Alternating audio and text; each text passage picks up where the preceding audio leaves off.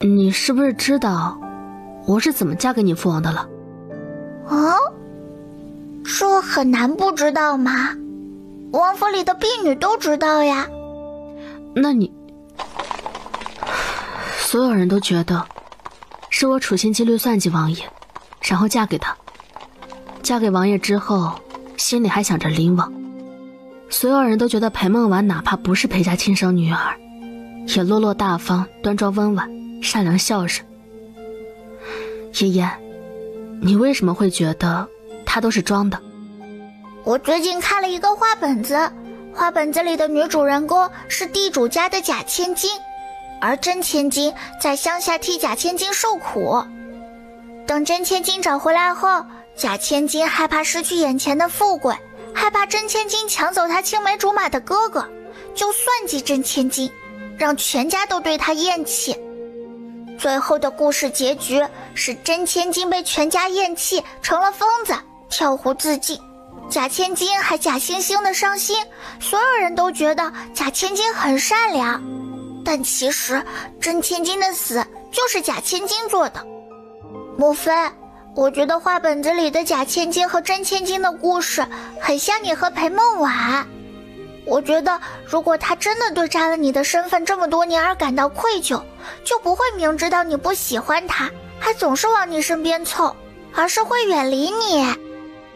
莫非，你下次遇到裴梦婉就不要理他，有多远走多远，不然裴梦婉就会像画本子里的假千金一样算计你，让你成为疯子。夫子说，这种人就是小人，远离小人才能一生平安。已经晚了，我已经掉入裴梦婉的算计中，裴家不喜欢我，甚至厌恶我。没关系，母妃还有我和哥哥啊，还有父王。母妃不觉得父王今天可帅了吗？就像是一个盖世英雄，踏着七彩祥云过来给我们撑腰。妍妍啊，王爷说了，只是路过。洛烟不信，路过什么呀？去哪里需要路过年家呀？母妃，我想让你跟父王和好。画本子还说了，夫妻床头打架床尾和，打是亲，骂是爱。妍妍，你还小，有些事情你不懂。听话，把你的那些画本子都给扔了，看一些正经书。但是我听哥哥说，父王的那个姓沈的表妹一直喜欢父王，到现在都没有嫁人。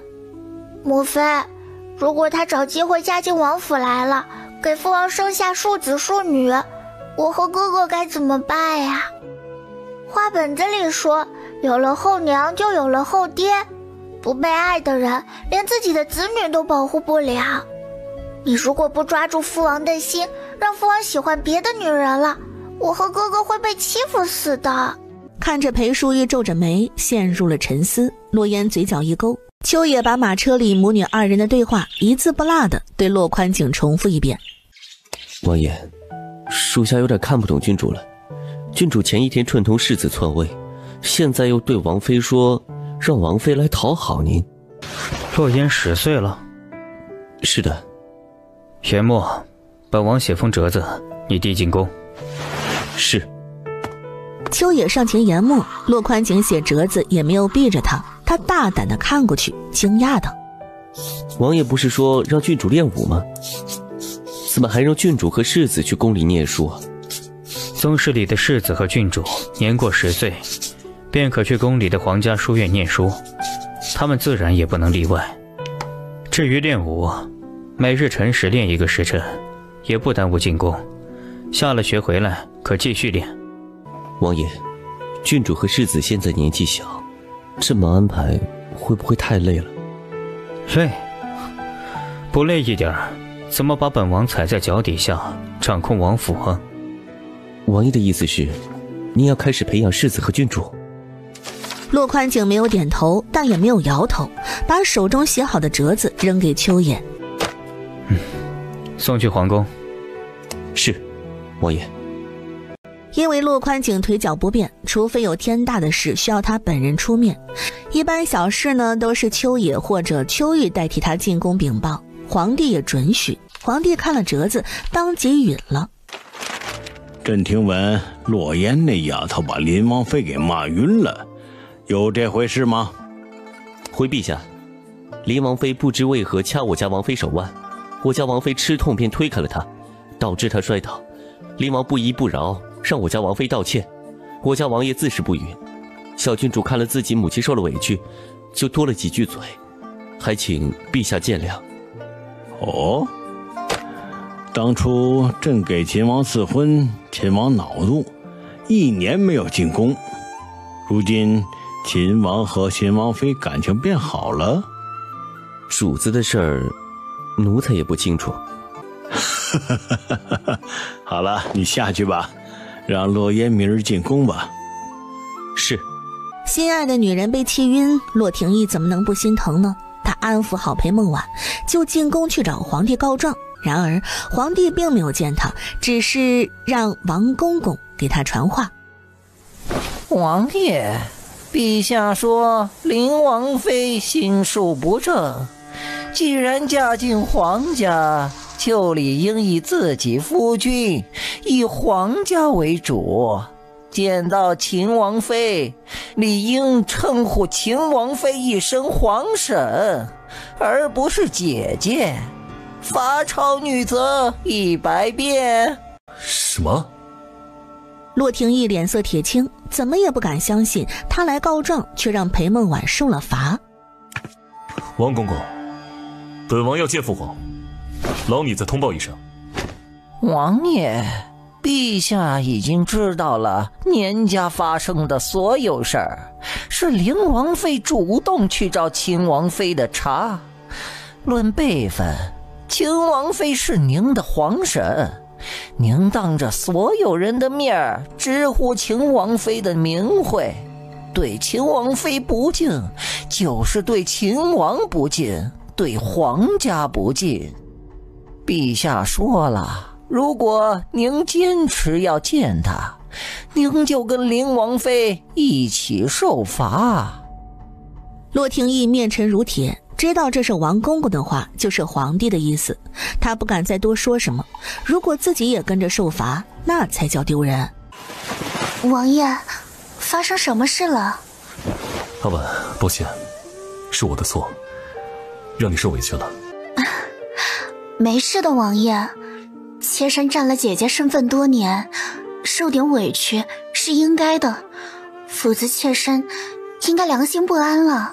这裴梦婉不说还好，一说洛廷义更愧疚了，慢吞吞的把皇帝要罚他抄女则的事说了出来。王爷，这不是真的。阿婉，对不住，是我没用，父皇的金口玉言，我也没有办法。王爷，陛下罚妾身是应该的，是妾身不该去招惹姐姐。以后别叫她姐姐。好，妾身知道了。洛言在知道自己明天要去皇宫念书的时候天都塌了。我不去，我死也不去。郡主，这是王爷吩咐的。我还要扎马步啊。父王不会反悔不让你教我练武了吧？王爷说郡主晨时起床，1个时辰马步，然后再去皇宫也来得及，放了学后晚上回来继续训练。父王对我有这么不满吗？他要累死我。王爷说如果郡主不愿意去皇宫念书，也不用再继续练武了。唉，智者不入爱河，牛马不知死活。我上辈子一定作恶多端，这辈子当了郡主还要早起读书。郡主，您是同意了？你都这么威胁我了，我还能不同意吗？王爷，妾身听说嫣嫣去了上书房，咱们雨儿和童儿也到了年龄，也可以去上书房念书了。大人的事跟孩子无关，妾身想着让雨儿和童儿跟嫣嫣打好关系，或许皇婶会放下与我的芥蒂。阿婉，你还是这么善良。雨儿和童儿确实到了年龄，可以去上书房念书了。我去和父皇母后说。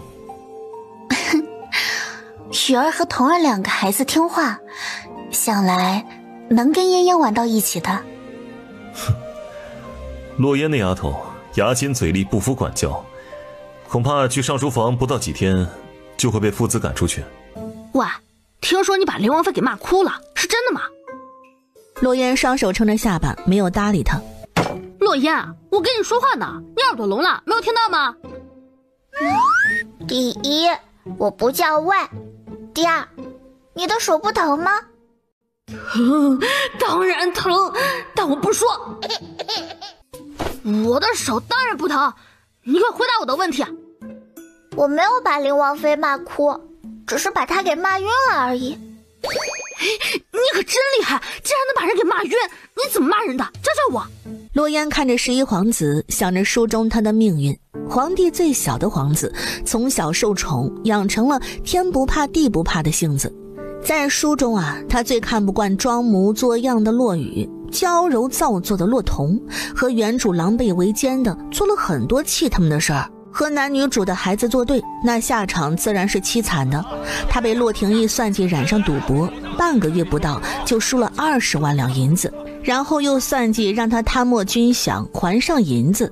皇帝知道后大发雷霆，也为了安抚将士们，把他贬为庶人，流放千里，最后死在了流放路上。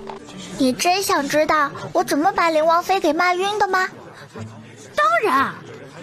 以后你见到他就骂他蛇精脸就行了。骂他蛇精脸就会把他骂晕？不会，但他的脸色会变得很难看。那成，我记住了。你为什么讨厌林王妃？哼，我讨厌洛雨那个装模作样的伪君子，他生了洛雨，我就讨厌他，谁让他把洛雨生出来的？好吧，这个理由很强大，我居然没有办法反驳。父子进屋，屋里安静下来。11皇子也没有再问。洛烟听着听着，瞌睡就来了，小脑袋一点一点的。坐在他旁边的11皇子也是如此。上方的夫子看着洛烟和11皇子两人几乎同频的点着脑袋，嘴角狠狠的抽了抽。是他讲的课太无聊吗？一个两个的都听睡着了。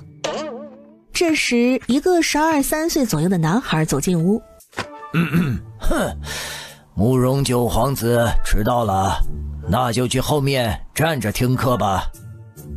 慕容燕点了点头，乖巧地站在了后面。洛烟本来在打瞌睡，听到慕容九皇子5个字，猛地间惊醒过来。慕容燕，大前国送来的质子，来大周的时候啊，他才3岁，现在算算年纪，他也13岁了。再过5年，他就会回国，弑父杀兄，杀了大前整个皇族，只留下一个3岁质子，扶持他登基，然后他成为大前摄政王。后来他和洛宽景不知怎么达成了合作，屠杀大周皇族和朝臣。那场屠杀，近1半的皇族都是被他亲手所杀。后来洛宽景死了，但慕容燕却在暗卫的帮助下逃走了。回到大前后发动战争，他心狠手辣，每抢夺一个城都直接灭城。他屠杀万千生灵，百姓民不聊生。他最后的结局是死在了一场火海里。如果不是慕容燕突然死了，大周或许真的会被他给攻破，男主真的不一定能赢。陆燕只能说主角光环太大，配角再厉害都得死。慕容燕，把玉佩给我，不然明天就不仅仅让你迟到罚站这么简单了。你要什么玉佩？他身上有一个很好看的玉佩，我让他给我，他不给。你一个王府世子，缺一个玉佩？那个玉佩和我娘给我的那个有点像，我娘给我那个玉佩被我弄丢了，我怀疑被他偷走了。这样啊，你把玉佩拿出来给我看看。慕容燕低头不说话。把我娘给我的玉佩还给我，你这个小偷。慕容燕没有反抗，烟灰色眼眸闪了一下，又垂了下去，默不作声。你是哑巴吗？怎么不说话？见他还是不说话，当王世子一拳一拳的对着慕容燕脸上打了过去。你们中午不吃饭了吗？等我吃了饭再来揍你。一群人以11皇子和端王世子为首，纷纷离开。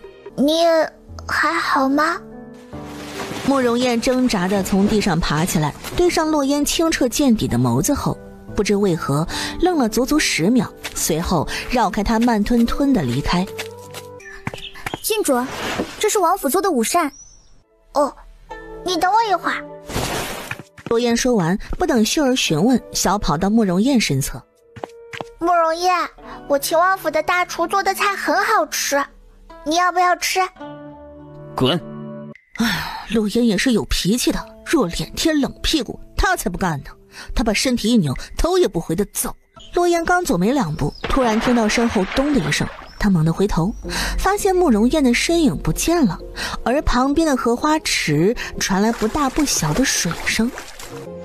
有人落水了，快过来！宫女们认识洛烟，听到她的声音跑了过来。你们会浮水吗？回朝宁郡主，奴婢不会浮水。洛烟左右看了看，除了这2个宫女，周围也没有别的宫女和太监，只有不远处提着食盒朝这边观望的秀儿。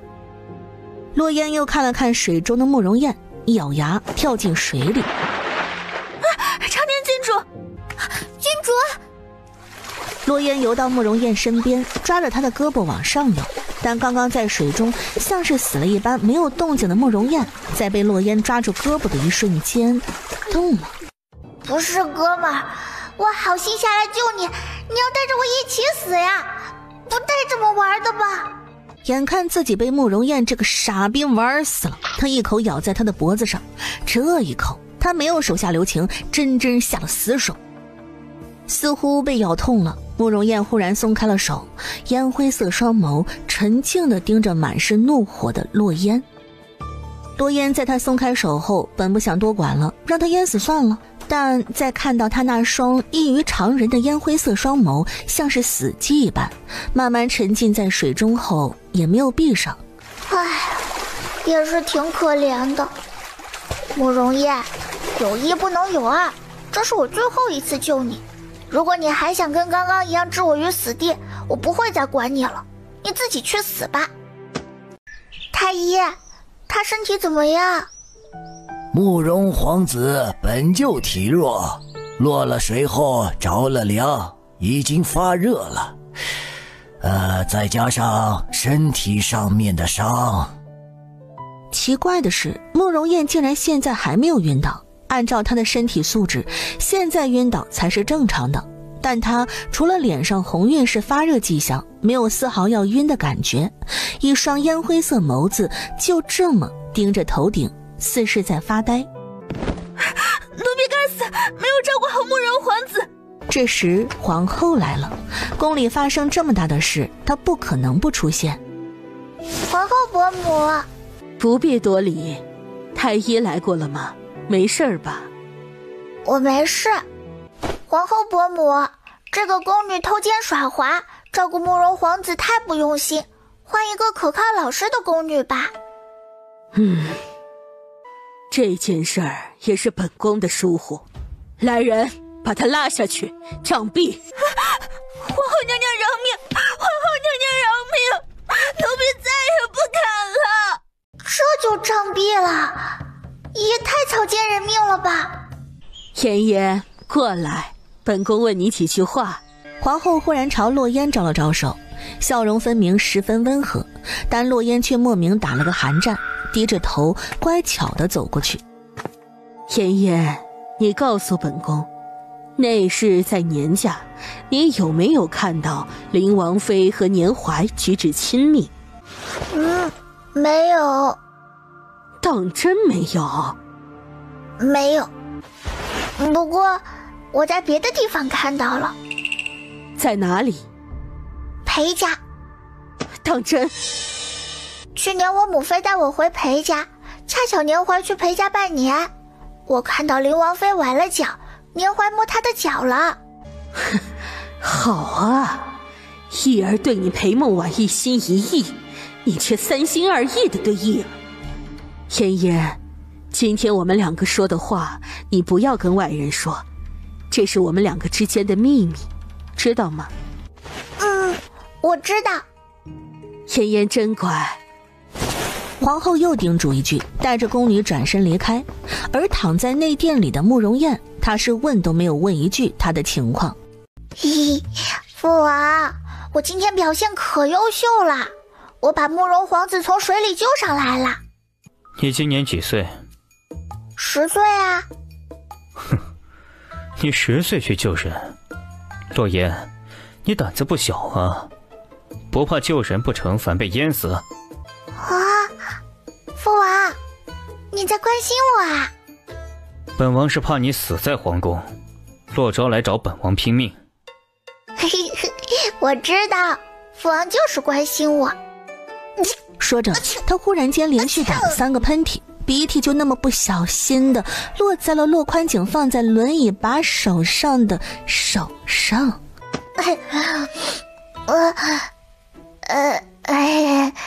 如果我说我不是故意的，你会原谅我吗？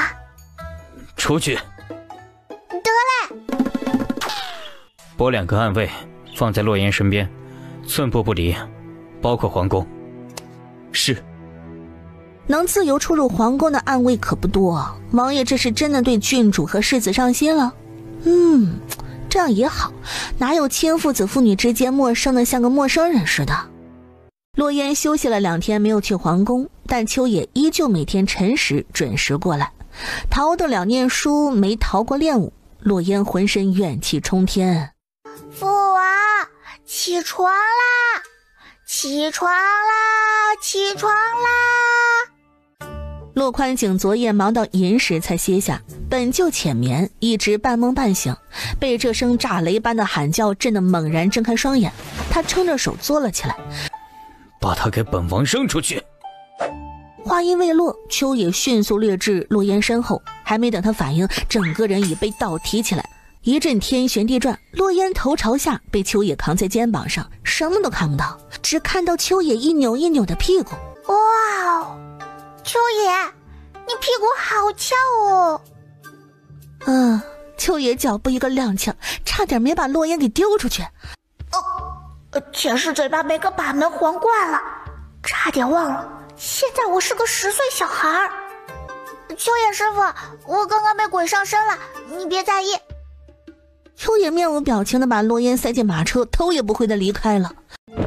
母妃，您就把我们送到宫门口吗？我想母妃送我和哥哥进宫。童儿乖，母妃无旨不能入宫，你和哥哥要听夫子的话啊。那好吧。洛言只淡淡的瞥了眼那边的母子3人，目不斜视的进宫。嫣嫣，你等等童儿和允儿，你们年纪相仿，以后可以多多接触。洛言像是没有听到似的，脚步不停，留一个后脑勺给裴梦婉。洛言，我母妃跟你说话，你耳朵聋了听不到吗？好狗不挡道。你骂我是狗？我可没有指名道姓，是你自己对号入座，这可怪不得我。你太过分了，这就哭啦，没意思。跟我妹妹道歉。好啊，2对1，欺负我哥还躺在床上是吧？行，没关系，我一个顶俩。第一，是你妹妹先来挡我的路。第二，我什么都没有做，没有骂她，没有打她，她自己哭了关我屁事，我凭什么给她道歉？你怎么没有骂我妹妹了？你骂我妹妹是狗。我指名道姓说骆童是狗了吗？我只是说了一句好狗不挡道，明明是你们自己蠢，非要对号入座，关我什么事？嫣嫣，这就是你的不对了，你怎么随口就说脏字呢？夫子可不会这么教的。裴梦婉，你干什么？你们母子3个欺负我女儿是吧？我要进宫告状。便宜娘亲怎么来啦？姐，皇婶，我没有欺负嫣嫣，只是让嫣嫣和童儿允儿多接触接触。呸！我女儿不想和你女儿儿子一起玩。嫣嫣，你进宫别迟到了，这里有我，放心。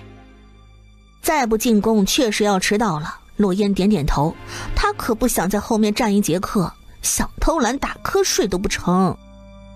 裴梦婉看着像是战斗中的母鸡似的裴淑玉，眼神暗了暗，低头轻声嘱托洛彤和洛雨2声，看着他们2个进宫，这才说道：皇婶，你对我的误会。话还没有说完，就见裴淑玉提着裙子头也不回地上了马车，根本不听他说什么。裴淑玉从年家那天回去后啊，仔细想了想这几年和裴梦婉之间发生的事儿，他得出了一个结论，那就是不能跟裴梦婉多接触多说话，不然他必定会吃亏，因为他太会装了，他说不过他也吵不过他。如果非要跟他接触啊，必须把小嘴能巴巴的洛烟给带上。洛烟，你终于来了！我听说你前2天把落水的慕容烟给救上来了，你为什么要救他？日行一善。你难道就不怕自己被淹死了？你不会说话就闭嘴。我就说说嘛。这时洛雨和洛彤一起进来。哟，这是谁啊？这不是天生神童吗？怎么也来上书房了？洛雨1岁识字，3岁能诗，6岁出口成章，今年呢也不过10岁，世人皆称他为神童。洛雨撇过脑袋，找了个距离11皇子和洛烟很远的座位，和洛彤坐下。神童子不是看不起我们这些人吗？怎么还来跟我们一块儿读书呢？该不会是那些传闻都是假的？什么1岁识字3岁能诗，都是有人故意传出来的。哼，道貌岸然的伪君子！我是不是真的1岁识字3岁写诗，是皇祖父亲眼看到的？难不成11皇叔认为皇祖父会帮我作假？哼，说不定你也是把父皇给蒙蔽住了呢。胡说八道！我怎么可能欺瞒得了皇祖父？你把皇祖父当成什么人了？就在2人针锋相对，谁也不让着谁的时候，屋外传来脚步声。太子殿下，不必多礼。父王，您没事吧？姑没事。晨儿，跟着夫子进去吧，以后你就自己来上书房。我知道了。太子走后，洛尘进屋，看到11皇子，乖巧地喊了一声11皇叔，姑姑。至于其他人，他没有搭理。父王说了，上书房里除了11皇叔和洛烟姑姑、洛昭叔叔，其他人他都不用放在心上。我吗？我是皇太孙的姑姑。嘿，洛尘，你怎么也来上书房了？竟然不提前跟我说，早知道我就去东宫找你，跟你一起来了。父王说我今年8岁了，可以来上书房念书了。养心殿，皇帝听着王公公的禀报，眉头轻轻皱了皱，担忧道：太子身体孱弱，怎么亲自送太孙去上书房？太子怎么样？没事吧？回陛下，东宫没有消息，太子没事儿。上书房那边有什么消息？哎呦，这老奴不知啊。随朕去看看。常事不说，可有人说说孔子说的这句是什么意思啊？洛雨第一个举手。女世子请说。好事坏事都是往事，往事如烟，一个真正有大局的人，往事都是不追问的。孔子的意思是要拿得起放得下。夫子，我有话说。哦，殿下有何不一样的见解呀？11皇子昂着脖子看着洛雨，大声道：我问你，如果我打了你一巴掌，事后你会报复回来吗？洛雨皱眉，没有回答。哼，狗屁的往事如烟，你现在心里想的一定是怎么把那一巴掌给打回来吧？这句话是孔子说的，我只不过是说出了解析，与我有何干系？哼，所以洛雨，你承认你就是没有大局观的人，你拿不起也放不下。你，夫子，好了，都坐下。11皇子还是给唐夫子面子的，闻言听话的坐下来。唐夫子教课特别喜欢提问，会给学子们自由讨论。这不，刚提问了一句，现在又提问一句。以力服人者，忠心悦而成服也，何意啊？有了前车之鉴，骆雨没有举手，屋里其他人把头低在胸口，没有主动回答的意思。唐夫子也不生气，目光在所有人面前扫视一圈，突然看到正在打瞌睡的洛烟。长宁郡主，你来回答。洛烟，夫子喊你回答问题。洛烟惊醒，睁着眼睛看着台上的夫子，猛了一瞬，下意识地站了起来。11皇子秉承着好人做到底的意思，把手中的书举起来，趴在桌子上挡住自己的脸，小声地把刚刚唐夫子说的问题说了一遍。这句话说的是以武力使人屈服，不过是因为对方无力反抗，并非真心顺从。就像强按着他的头让人饮水，水入了口却酸涩无比，难以润喉。这个例子举得不错，后面那句呢？何意呀？后面那句意思是以德使人服从，才能让人心服口服，但我觉得不对。什么不对啊？以武力使人屈服不对，以德使人屈服也不对。你不知道就不要乱说，这句话是孟子说的，你觉得你的学识能比得过孟子？我没说我的学识能比得过孟子，我只是说出了我自己的观点。就是夫子都没有说什么，洛雨你插什么嘴啊？我哥哥也只是说出了自己的意见。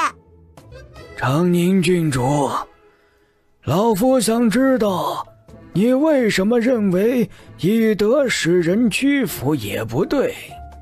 夫子，我想问你一个问题。你问。如果你家中的宝物丢失，你抓到了那个贼子，你是会对他严刑拷打逼问，还是以仁德劝说他说出宝物的下落？我会先劝说他说出宝物下落，如果他不说，会严刑拷打。唐夫子被洛烟反问的噎住。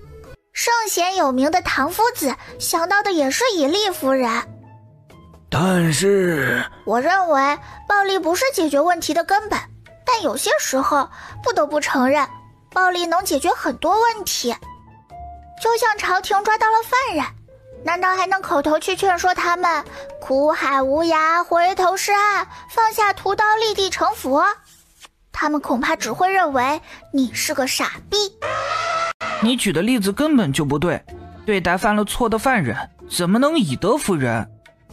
众生平等，犯了错就代表他们天生就是坏人吗？犯了错那就该罚，死不足惜。呸！那照你的意思是，所有犯了错的犯人都得砍头？那留着那么多的监牢做什么？我没有说犯了错的犯人都得砍头。可你话里话外就是这个意思。洛烟，你说我说的对不对？洛烟嘴角抽了抽，11皇子真的是逮住机会就怒对洛雨，他们到底什么仇什么冤呢？好了，于世子，11殿下莫要吵了。长宁郡主，老夫认为于世子说的不错，既是犯人，那就不该用寻常态度来面对他们。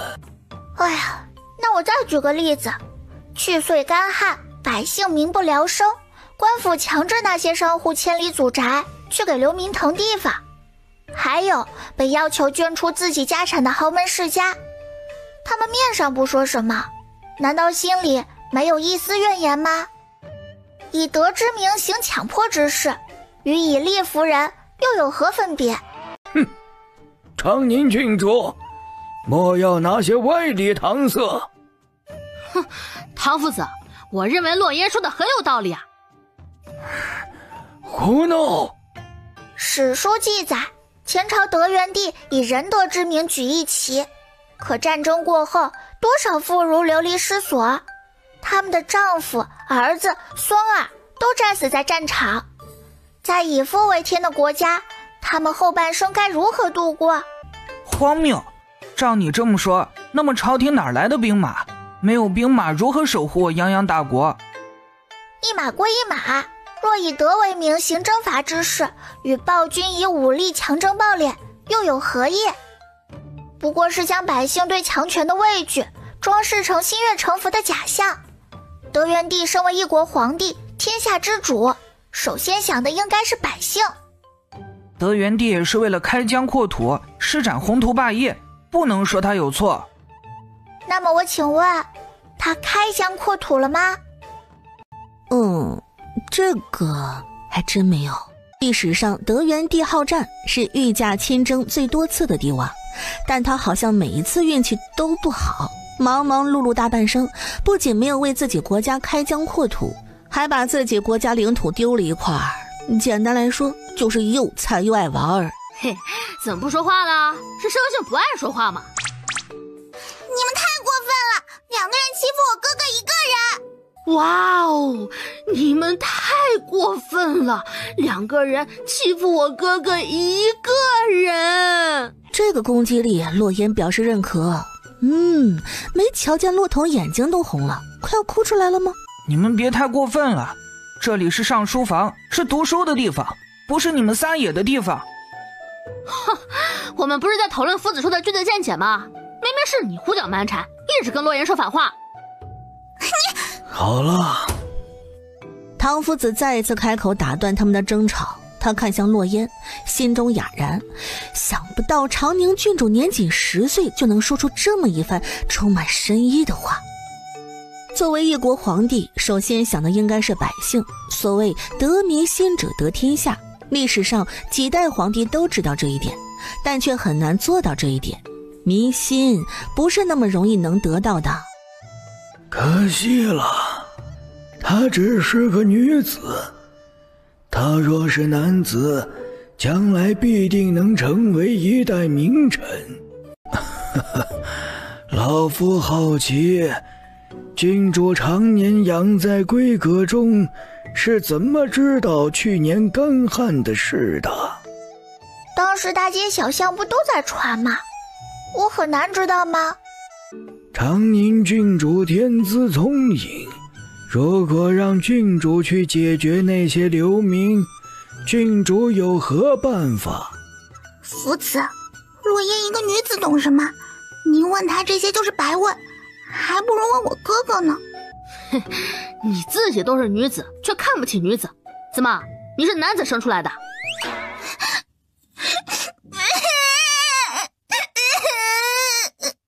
洛萧，我没聋，不用喊得那么大声。说2句就哭了，真是没出息。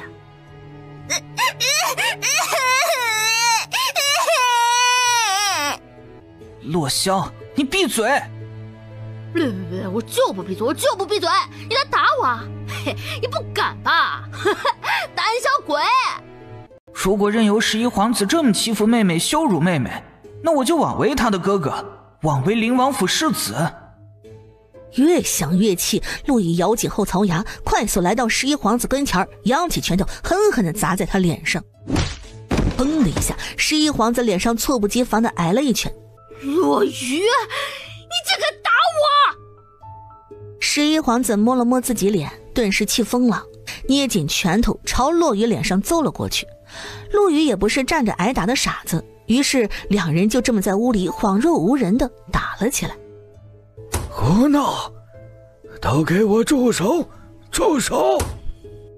可没人听他的。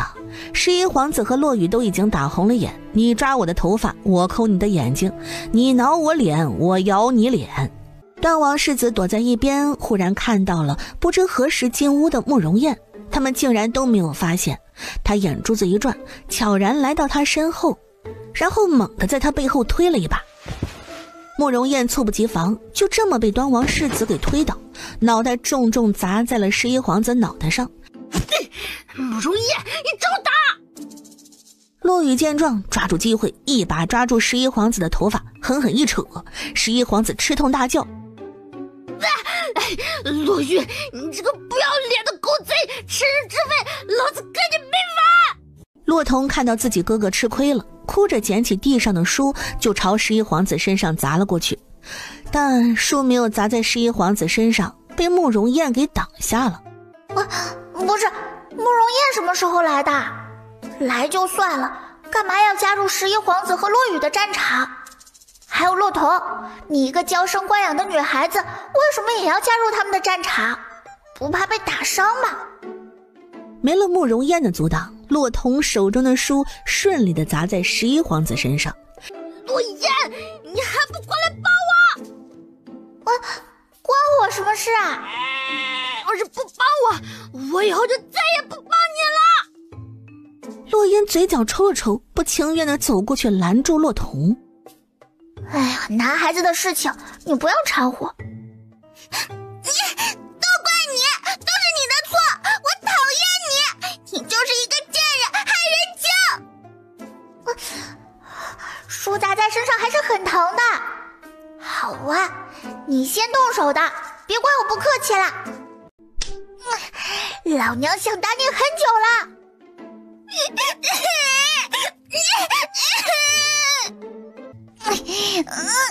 操！老虎不发威，你还真当我是 Hello Kitty 啊！众人没想到，骆童和骆燕也打了起来，汤夫子更是被气得直捂胸口。反了，都反了天了！皇帝刚来到上书房外，就听到里面一阵噼里啪啦的板凳响声和若有若无的哭喊声，心里顿觉不好，加快速度走进去。陛下，您可算来了呀！放肆！还不快去把他们给朕拉开！王公公连忙吩咐宫女太监，去把屋里打得难舍难分的四人给拉开。皇帝伯伯，是骆童先动手打我的，我只不过是反击而已，难不成我要站在那里挨打？唐夫子和这里的人都能为我作证。王德福，去把唐贵妃、秦王、秦王妃、林王和林王妃都叫到养心殿吧。是，陛下。父皇，这到底是怎么回事啊？唐夫子，你来说。是，陛下。唐夫子没有偏帮，把十一皇子和骆雨等人在上书房说的所有话一字不落地复述一遍。唐夫子，雨儿向来听话，怎么会先动手呢？这其中是不是有什么误会？事情的经过，老夫都一一诉说，没有半句谎言。如果林王妃不信，可以问太孙殿下和慕容皇子，还有在上书房的其余人等。唐夫子没有撒谎，事情的经过就是这样，确实是骆雨先动的手。那也是因为十一皇帝说话太过分了，雨儿才忍不住先动手的。萧儿怎么过分了？堂上各自有各自的辩解，不是很正常的吗？可十一皇帝是口头辱了童儿啊，雨儿为了保护自己的妹妹，有什么错？十一皇帝是童儿的皇叔，怎么能这么辱骂童儿呢？父皇，虽然是雨儿先动的手，但事出有因，是十一皇帝先骂了童儿的。二皇兄，我没有骂骆童，我只是反问他一句，她是女子却看不起女子，是男子生出来的吗？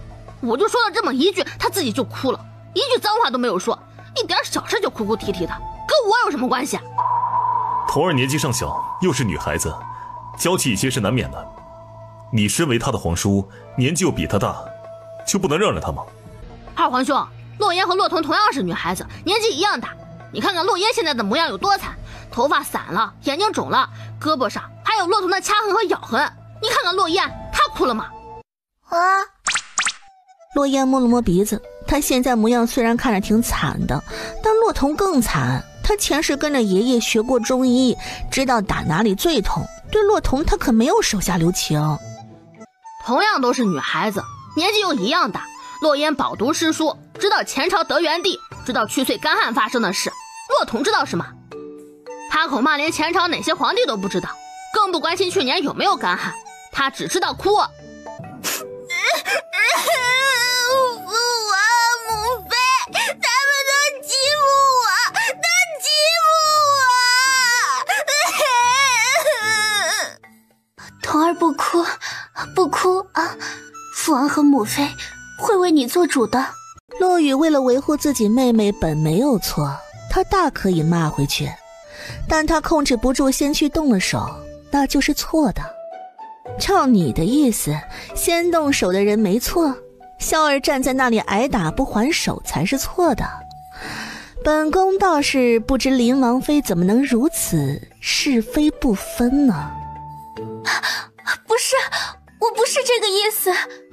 唐贵妃，十一言辞确实过于犀利。童儿是女孩子，又从小娇生惯养，雨儿为了维护自己的妹妹先动的手，她有错，但十一也有错，要罚就一起罚。陛下，您的意思呢？秦王，你有什么想法？臣弟都听皇兄的。皇帝眉头微微挑了挑，正要开口说什么。皇帝伯伯，我有话要说。你有什么话说？我认为这件事从始至终都是洛统引起来的，要罚就罚他一个人好了。洛烟，你胡说八道什么？这件事怎么就成了童儿的问题了？洛廷义，你吼什么吼？要不是洛统多嘴，会有后面的事吗？你……洛廷义脸色变了变，这还是裴淑仪第一次吼他，还当着这么多人的面。洛言也震惊了，便宜娘亲不是喜欢洛廷义喜欢的不得了吗？竟然会为了他吼他？难道他在他心中的地位已经超过了洛廷义？那简直是太好啦！林王说的不错，本宫想知道这件事儿怎么就变成童儿的错了。唐夫子提问我问题，我还没有回答，洛统就说这个问题不应该问我，我只是个女孩子，而是应该去问他的哥哥洛雨。我知道洛雨是皇帝伯伯亲口封的神童，他非常聪明，但那个时候唐夫子是在提问我，难不成除了洛雨，我们在上书房念书的女孩子就不配回答夫子提出来的问题吗？那既然如此，我们女孩子就不去上书房念书得了，省得受那屈辱。十一皇兄为我打抱不平才说了洛统2句，如果不是洛统突然开口，根本就没有后面发生的事。皇祖父，孙儿认为洛烟姑姑说的在理。夫子是提问洛烟姑姑，洛烟姑姑虽然是女孩子，但懂得比孙儿都多，不能因为她是女孩子就小瞧她。洛统亦是女孩子，她的那句话不仅惹起了后面发生的矛盾，也变相的看低了自己。对，父皇，儿臣认为自己没错。难道洛统自己不是女孩子吗？难道她不是被女人生下来的吗？都是她的错。父皇，儿臣觉得应该重罚她和洛雨。荒谬，把一个责任推脱到一个女孩子身上，简直荒谬。皇祖父，一切都是孙儿的错，与童儿无关，孙儿愿意受罚。雨儿，王爷。父皇，雨儿有错，但十一皇帝亦是有错。他还想说洛烟也有错，但洛烟什么都没说，后面也是洛统先动的手，他只能咬死十一皇子。无论如何也不能让雨儿一个人受罚，凭什么雨儿挨了打还要一个人受罚？要罚要么大家一起罚。陛下，不管怎么说都不应该在上书房动手。既然雨儿和十一、洛烟和童儿都动了手，那就一起受罚吧。凭什么？我不服！是洛雨先动的手，我的脸现在都还疼，凭什么我也要受罚？母后，你就是偏心自己的孙子！这混账小子，口不择言，什么话都敢往外说。也难怪雨儿这么沉稳的孩子，也气得忍不住先动了手。皇后的脸色一沉，唐贵妃佯装愤怒，瞪了一眼十一皇子。萧儿，不可对皇后娘娘无礼。偏心还不让人说了，哼！十一皇叔，我有什么得罪你的地方吗？你为什么总是针对我？我针对你了吗？我只是就事论事而已。呸！伪君子，还想套路我的话，我才不会上当。好啦，都给朕闭嘴！上书房是什么地方？是太祖创建让皇家后代子孙念书的地方，岂容你们随意打闹？十一言辞失当，罚抄《论语》100遍；落语鲁莽冲动，禁足1月，罚抄《论语》100遍。至于骆童率先挑起矛盾，罚抄女则100遍；骆嫣罚抄女则10遍。对于这个惩罚结果，骆廷义和裴梦婉十分不满。凭什么骆嫣只罚抄女则10遍，骆童却要抄100遍？但他们却不敢反驳。皇帝金口玉言，如果他们质疑，那就是不把皇帝放在眼里。有人忧，有人欢喜。都散了吧。父王，你听我狡辩，不对，你听我解释，我真的不是故意要在上书房打架的，是骆童先用书打我，我才忍不住动手。你别看我样子挺惨的，但骆童比我更惨。我没有输，我没有给你和母妃丢人。嫣嫣厉害，王爷，我觉得嫣嫣没有错，你就不要骂她了，总不能站着挨打吧？你与慕容燕是什么关系？啊？我和他就是普普通通的关系啊。上次我救了他一命，我现在是他的救命恩人。骆宽景不语，在养心殿上，所有人都忽略慕容燕这个人，但他却敏锐地察觉到慕容燕的眼神一直落在骆嫣身上，眼中似有好奇，似有探究，更似有一抹恨。以后离慕容燕远一点。为什么？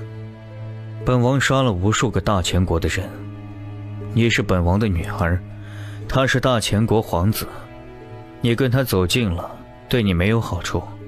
别等到哪天他把你给算计了，你还帮他说话。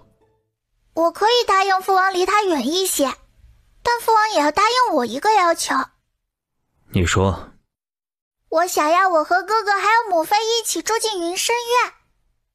裴淑玉末露震惊，吓得后退一步，猛地摆摆手，表示这话不是他教的。你说什么？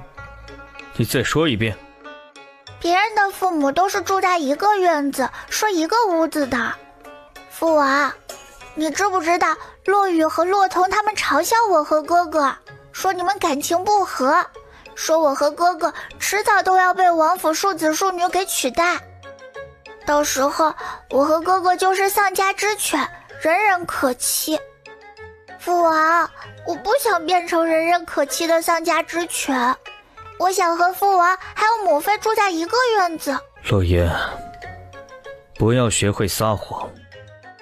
不知道骆宽景拍了暗卫一直跟着他的洛嫣，一本正经地说道：我没有撒谎，如果我撒谎，就让我去吃屎。骆宽景很无语，他可不想有一个吃屎的女儿。嫣嫣，你可别害我，你母妃我还没活够。我怎么会害母妃呢？我这是在帮你呀，帮你也是帮我和哥哥。今天在养心殿上面的骆廷义一直护着裴梦婉和骆雨骆童，可父王却说一切都听皇帝伯伯的，连一句话都不帮我说，太没人情味了。如果父王喜欢母妃，一定会爱屋及乌喜欢我和哥哥的。所以为了我和哥哥，母妃你也得搬到云深院去勾引父王，让父王喜欢上你。不能让别的女人来把父王的心给勾走，生下一堆庶子庶女。可是你父王不会同意的，当初要不是你皇祖母，我都不一定能嫁给你父王。嘿，母妃就交给我吧，我一哭二闹三上吊，就不信父王不同意。父王要是不同意，我就去大街上吃屎。边吃边喊：“我是秦王府的长宁郡主！”让百姓们都知道，父王这个曾经百战百胜的战神王爷，有一个喜欢吃屎的女儿。父王要是还不同意，我就拉着哥哥一起去吃屎，让所有人都知道，秦王府世子和郡主都喜欢吃屎，让他彻底颜面无光。你这么说，你哥哥同意吗？内力高深清楚地听到母女二人对话的洛宽景捏了捏眉心，秋野抖着肩膀压制住嘴角，低头看着自己脚尖，憋住了。这么伤敌8000自损1万的法子，也只有郡主能想出来。嫣嫣呐，就算你父王同意了，他也不会允许我跟他住一个屋。我觉得还是算了吧，你别去吃屎了，那东西不好吃。只要精神不滑坡，办法总比困难多。都住进一个院子了，还怕以后没有机会睡在一个屋子里吗？母妃，就当是为了我和哥哥，你也要去把父王的心给勾过来，不要让父王被外面那些妖艳贱货给抢走啊！裴淑仪神色犹豫，罗烟见状觉得有戏，又加了一把火。母妃，难道你不想以后遇到裴梦婉，在她面前炫耀吗？人人都说你是靠着算计才嫁进秦王府的，如果你和父王恩爱两不疑，那些外人一定不敢再对你出言嘲讽，裴梦婉的脸色一定很难看。一说到裴梦婉，裴淑仪立马精神起来了。她想，如果有一天自己能把裴梦婉狠狠踩在脚底下，羞辱她，那简直是太好了。哎呀，就是我这个夫君脾气有点大，我有点没细心啊。而且我跟洛宽景那个啥的时候，他的腿没事，现在他的腿废了，不会有影响吧？天老爷，我怎么在嫣嫣面前说这种混话？嫣嫣应该不懂吧？话本子里说，有的人虽然腿残废了，他也不会影响其他地方的。母妃，我觉得父王身体很好，如果你能和父王给我和哥哥生下一个妹妹，那就哎呦，嫣嫣呐，赶紧把你那些乱七八糟的话本子都给我丢了，小孩子不能看这些。把他们2个都给本王丢出去！等等。洛宽景语气又是一顿，如果不让他们母子3人住进云深院，罗颜真的带着洛昭去大街上吃屎咋办呢？直觉告诉洛宽景，罗颜真的做得出来这种事儿，到时候丢人的是整个秦王府，他一世英名将会毁在他们身上。嘿，父王，你考虑的怎么样啊？要不要我和母妃哥哥搬进云深院？如果我不让你们搬进来，你会怎么做？那我就去吃屎。嫣嫣，你要吃屎啊？那不正巧了，我养了3条狗，每天能拉3吨屎，我正愁不知道该怎么办呢。如果嫣嫣能替我解决了，那再好不过了。好啊好啊，我最喜欢吃屎的。不过书中说有好东西要学会分享。二哥，我不能独占那么多屎，不如二哥跟我一起分了吧。这样的话，你既解决了狗狗们拉太多屎的烦恼，也能让外人知道我们兄妹十分和睦。书中也说，哥哥要学会让着妹妹，我就不和你争抢了。那不行，如果我不让着二哥，外人会说我和二哥关系不好。天地良心，我可是最喜欢二哥的了，怎么能让外人误会我和二哥之间的关系呢？除非二哥你不喜欢我。明成，你不应该在书院吗？怎么回来了？我听说嫣嫣落水发烧，又在上书房打架，就跟夫子请了假回来看看嫣嫣。大哥应该也要回来了。说曹操，曹操就到。周福玉来到云深院。父王，母妃。你3弟有消息了吗？我没有收到3弟的消息。父王，我回来了。啊，母妃、大哥、二哥，你们都在啊？小燕燕，你头发怎么被扯成这个样子了？好像被剃崩了似的。父王，二哥和三哥，一个喜欢吃屁，一个喜欢吃屎，不如让他们去大街上表演给百姓们看吧。哈哈，过不去屎这个话题了是吧？我什么时候说我喜欢吃屁了？妍妍，不要胡说。大哥也想去大街上表演。再不闭嘴，就去给我罚抄女则20遍。那你答应我和母妃还有哥哥搬进云深院吗？什么？母妃和洛烟、洛昭要搬进云深院？父王，你不能这么偏心，我也要搬进云深院。阿羡，你这个当哥哥的，怎么还跟弟弟和妹妹争宠啊？不知羞。我不管，洛昭和洛烟要搬进云深院，我也要搬进云深院。父王，你不能因为我不是你亲生的你就偏心。把他们都给我丢出去！被丢出去的洛烟气急败坏上前，一把掐住江云羡的脖子。都怪你，都怪你！父王差一点都答应我了。哎，妍妍，不能打人。妍妍，以后还有很多机会让你父王同意，咱不闹了哈。你就省省力气吧，你掐我也没有办法改变父王的决定。操，小小年纪小心思就这么多，不愧是书中说的纯恶人。像这种天生恶人，一点感化是没用的，恶人只有恶人磨。洛烟嘴角缓缓勾起，抓起他的手腕，张口就狠狠地咬下去。洛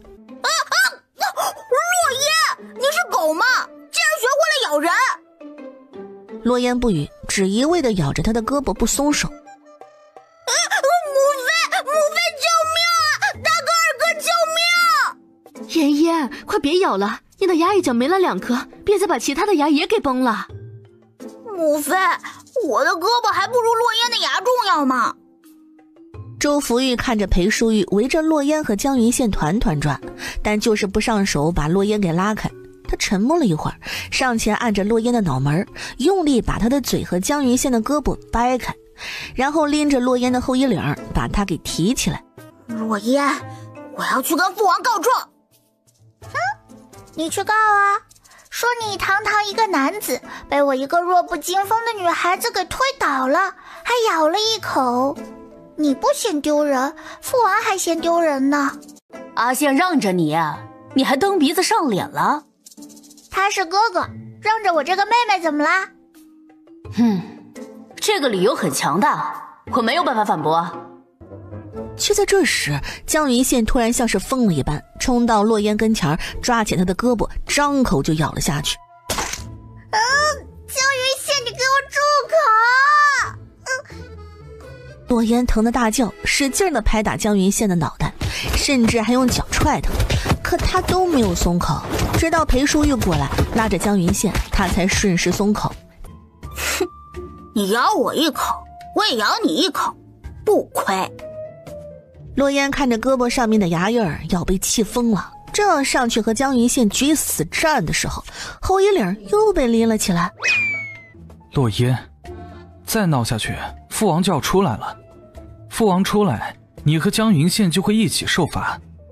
母妃，您把洛烟给看住了，我还有功课，就先走了。哎，好，你去看书吧。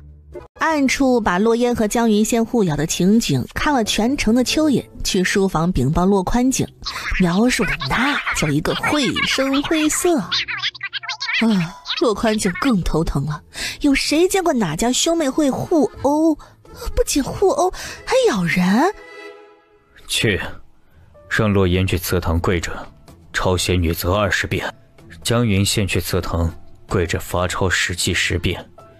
周福律和谭明成未能及时阻拦自己弟弟妹妹打架，也给本王去祠堂跪着。等他们2个什么时候抄好了，他们才能一起离开。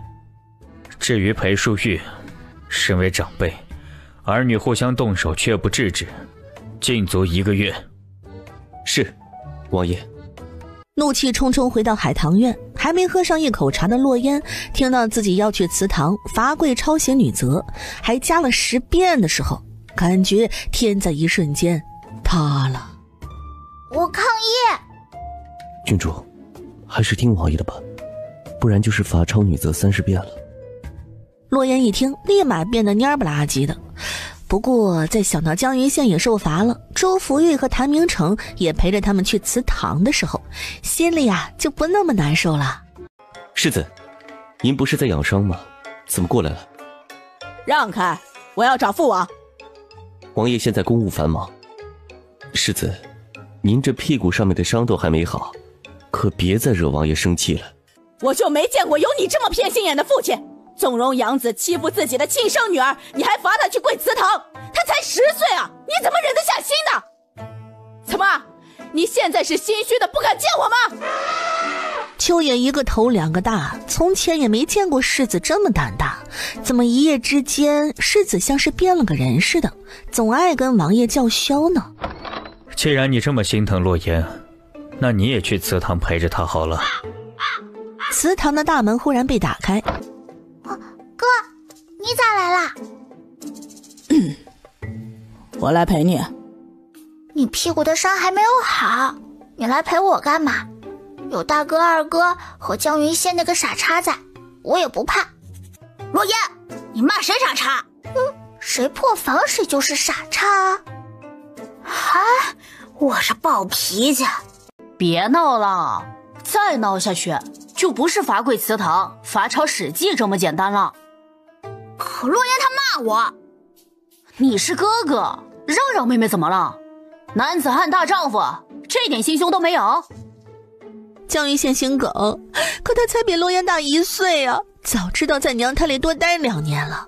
哥，你回去吧，你的伤还没有好，我不用你陪的。洛昭抿了抿唇，没有作声。洛言，你还没看出来吗？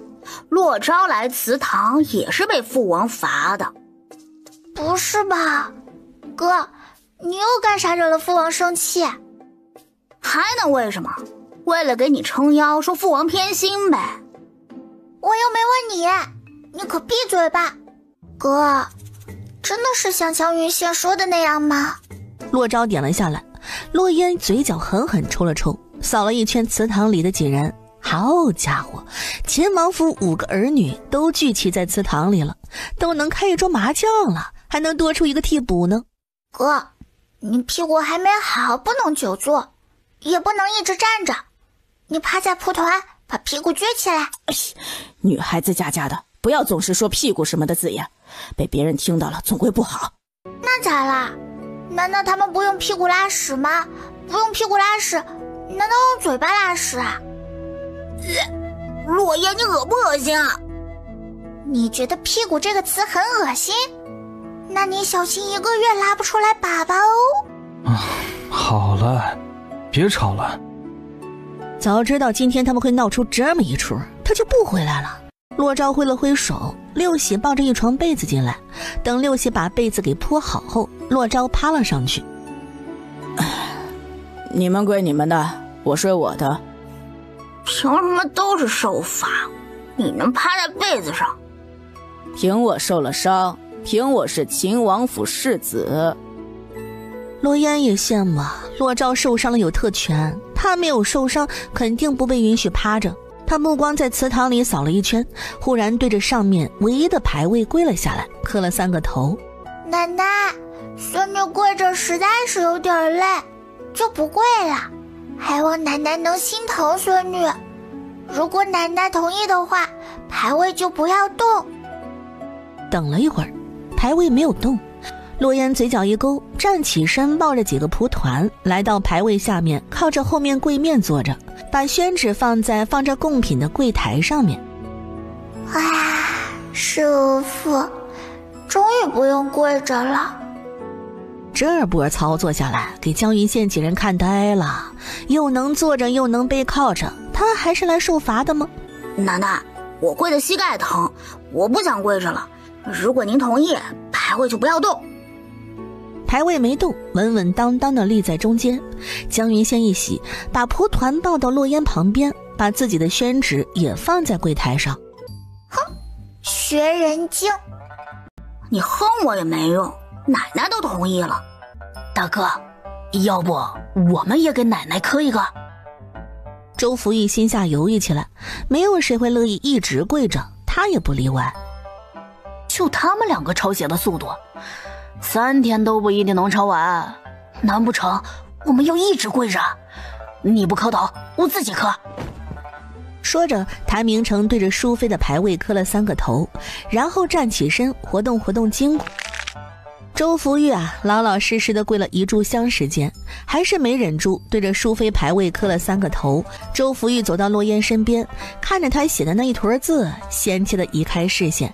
但下一秒出现在他眼中的字跟洛烟的字不相上下，丑的哟一言难尽。你们从来都没有练过字吗？练那玩意儿有啥用啊？又不能吃。这话我倒是认同。字好有什么用？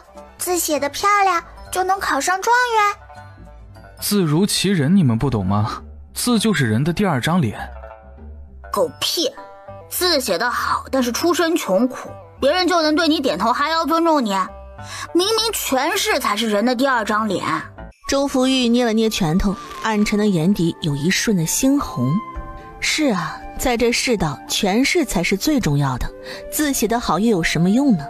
如果爹娘不是普普通通的商户，而是身有官职有权力的人，他们全家也不会被灭族。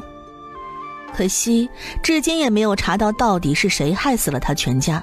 以秦王府的权势，查了6年都没有查到一丝线索，说明背后之人权势很大，隐藏得很深。大哥，你有字帖吗？我觉得吧，字还是很重要的，但我没有字帖。你可以送我几张字帖练字吗？回头我送你几张。好的，谢谢大哥。阿羡，回头我也送你几张。不管怎么样，你是父王的养子，字不说好看，也不能太丑。知道了。连续抄了1个时辰的女则，洛烟手酸的不行，关键是她还饿了。洛烟盯着台面上放着贡品的盘子，不自觉地咽了咽口水，没忍住伸出一双罪恶的魔爪。洛烟，你饿死鬼投胎啊！这是贡品，贡品你也敢吃？不怕奶奶生气晚上来找你？奶奶怎么会生我的气？奶奶要是来找我，一定是心疼我饿肚子了。奶奶，如果你同意我吃贡品，牌位就不要动。等了2息，牌位一动不动。洛烟嘻嘻一笑，拿着盘子上面的苹果随意擦了擦，张口就咬了下去。你怎么不说如果奶奶同意你吃贡品，牌位就倒下来呢？你不就是……话音未落，淑妃的牌啪嗒一声倒了下来，好巧不巧就倒在了江云羡面前。江云羡吓得哟惊慌失措，一个弹跳起身，跳到了周福玉身上。看吧，我就说奶奶同意我吃贡品，你们也一起来吃吧。不，我们不饿，我们不吃。洛烟，给我一个苹果。得嘞。洛烟扔给洛昭一个苹果，把手中苹果吃完。洛烟把淑妃的牌位拿起来。奶奶您放心，我既然占据了您孙女的身体，就一定会保护好她的家人，不会再让他们重蹈书中的结局。把牌位放好，江云羡彻底老实了下来，认认真真的抄写史记。就在这时，屋里突然传来吱吱吱的声音。有老鼠！大哥，救命啊！不是老鼠，是母妃。母妃，你来就来吧，装老鼠干嘛？我这不是怕祠堂里有人看着你们吗？我是偷偷出来的。母妃，你被父王禁足了，是我们偷偷跑出来，不会惹怒父王吗？没事儿，我从狗洞里爬出来的，那个狗洞很隐秘，你们父王不会发现的。快来看，母妃给你们带了什么好吃的？哇塞，大鸡腿！啊，什么？有鸡腿？阿昭、阿玉、阿成，你们3个快过来吃吧，吃完了我还得回去，不然时间久了会被你们父王发现的。祠堂不大，洛烟等人跪坐在石河旁边，围了个圈。裴淑玉带来的饭菜很多，但他们都是半大小子，吃的也多。多吃点儿，明天母妃还给你们送。母妃，您不用这么做，被父王发现了，父王会生气的。没关系，只要你们几个吃得好，我受点罚没事的。母妃，明天我要吃红烧肉。可以。很快盘子里只剩下一个鸡腿，洛烟和江云羡二人对视一眼，随后同时伸出筷子，两人一同落在那个鸡腿上，谁也不让着谁。江云羡，你是哥哥，我是妹妹，这个鸡腿必须让给我。不行，这个鸡腿我也要吃，我可以当你弟弟。弟你妹呀，鸡腿是我的，你不准跟我抢。凭什么？我都已经当你弟弟了，鸡腿你必须让给我。我才没有你这么不要脸的弟弟，除非，嘿嘿嘿嘿，除非你变成我的妹妹，当姐姐的自然要让着妹妹啦。洛烟，你不要脸！嫣嫣呐，这话可不能乱说啊！谭明成趁着所有人不注意，把那唯一的一个鸡腿塞进自己嘴里。等洛烟和江云羡发现的时候，盘子已经空了。我看你们打来打去也分不出来胜负，干脆二哥替你们解决了。不用谢，二哥我向来乐于助人，乐善好施。洛烟和江云羡对视一眼，默契的同时放下碗筷，又默契的同时扑到谭明成身上。洛烟、江云羡，你们干嘛？快放开我！突然露出脚丫子的谭明成大惊失色，整个人跟过年的猪似的，使劲的挣扎，两个人都按不住。哥，帮我按住他，就当是饭后运动了。洛昭挑了挑眉，慢吞吞的移动身体去帮忙。二哥，今天妹妹让你体验一下什么叫欲仙欲死。说完就把手中的毛笔芯对准谭明成的脚底板，轻轻的来回晃动。小妹，快停下呀！我错了，洛烟，我错了，我再也不抢你们的鸡腿了。好残酷的酷刑。云深院，祠堂里的动静根本就瞒不住洛宽景。在听到暗卫汇报，裴淑玉从狗洞里爬出来，拿着食盒去了祠堂后，去祠堂。一个个的当真是胆大包天，敢在他眼皮子底下搞小动作，小罚不小。来到祠堂外，看到跟做贼似的偷偷打开祠堂的门，左右瞥了瞥，从另一个方向猫着步子溜走的裴淑玉，洛宽景眉眼猛地跳了跳。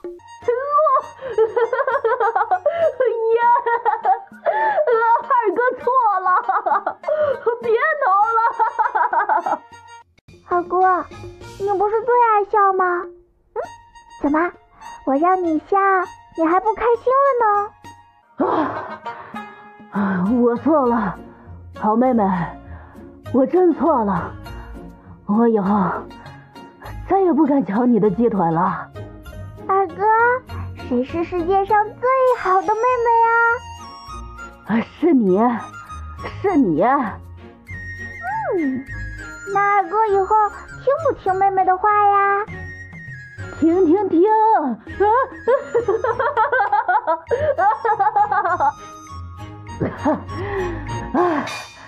我以后只听你的话，饶了我吧。洛宽景看着紧闭的祠堂大门，眸子轻轻合上。走吧，回去。晚上，王府里丫鬟送来了被褥，洛烟打了个哈欠，瞥了眼还在抄写的江云羡，抱着自己的被子找了个平坦的角落睡觉去了。睡得正香呢，洛烟忽然察觉到自己的脚被什么东西给抓住了。洛烟僵着身子缓缓低头，借着微弱烛光看到一只苍白如纸的手死死攥住自己的脚踝。他冷汗直冒，喉咙发紧，就当他快要尖叫出声的时候，发现了不对劲。是江云羡呢。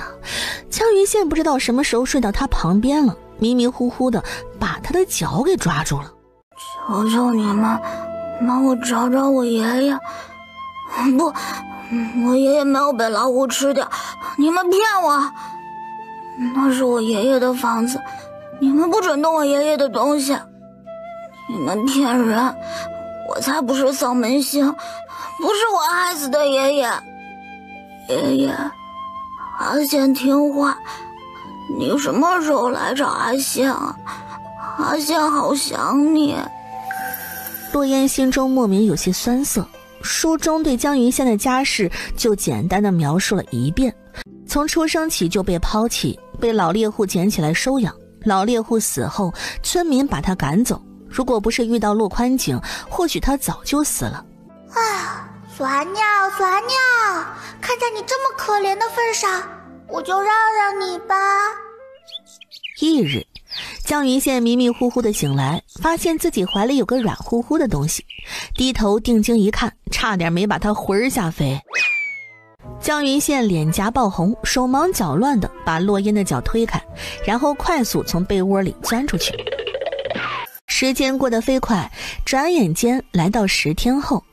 世子、郡主，今日皇后娘娘设宴，为各位主子在大臣家中的孩子们挑选伴读，所以今日暂时不用去上书房了。待会儿王妃会带着世子和郡主进宫赴宴。挑选伴读？我去换身衣服。哥，你可不能再选裴焕州当伴读啦。哼，你当我很蠢吗？已经错了一次，还会再犯第2次？我这不是怕你忘了，提醒提醒你嘛。那我也提醒提醒你，别忘记了，你的那个伴读啊，比我的还要差。哥，待会儿如果那老毒妇忽悠你选裴焕州当伴读，你就当众拒绝，不要给他一丁点面子，气死他。可以啊，以前怎么没发现你鬼点子这么多呢？说的好像你从前跟我有多熟悉似的，你不知道的事还多着呢。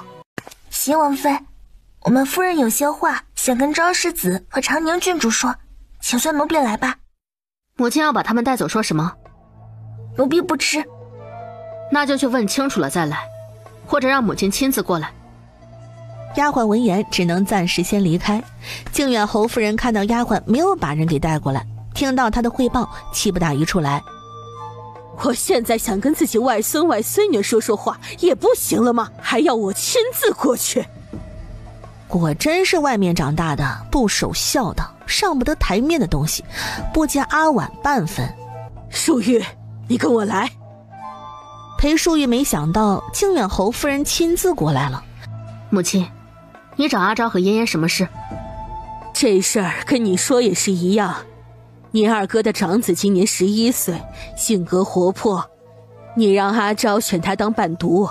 还有你大哥的女儿今年9岁，性格娴静，你让嫣嫣选她当伴读吧。我不同意。淑玉，你虽然从小不在裴家长大，但现在你已经回来了，你是裴家的女儿，你的娘家是裴家，只有裴家好，你才会好。一个女子，只有娘家强大了，在婆家才不会被看不起。我让阿昭和嫣嫣选阿昭跟芳芳当伴读，也是为了裴家，为了你好。那母亲为什么不让洛雨和洛彤选他们当伴读？阿婉说雨儿和童儿的伴读灵王已经选好了，我总不能让灵王去拒绝他们吧。阿昭和嫣嫣的伴读王爷也选好了。裴淑玉，你以为我好骗吗？你非要让我这个当母亲的为难是吗？你为什么就是不能学学阿婉的懂事？为什么总要跟我唱反调？明明是母亲为难我。母亲既然觉得我没有裴梦婉懂事听话，那就当没有我这个女儿吧。